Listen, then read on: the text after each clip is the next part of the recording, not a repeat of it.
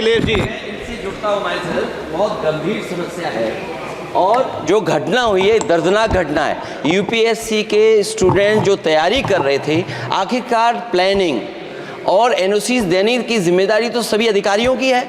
अध्यक्ष महोदय, जिम्मेदार कौन है, उनके खिलाफ कार्रवाई क्या हो रही है? नंबर एक।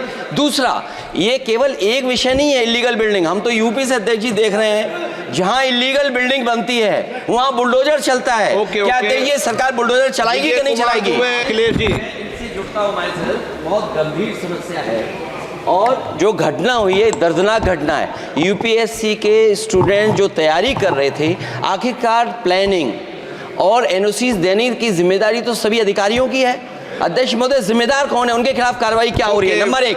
दूसरा, ये केवल एक विषय नहीं है इलीगल बिल्डिंग। हम तो यूपी से अध्यक्ष जी देख रहे हैं, जहां इलीगल बिल्डिंग बनती है वहां बुलडोजर चलता है। क्या ये सरकार बुलडोजर चलाएगी कि नहीं चलाएगी?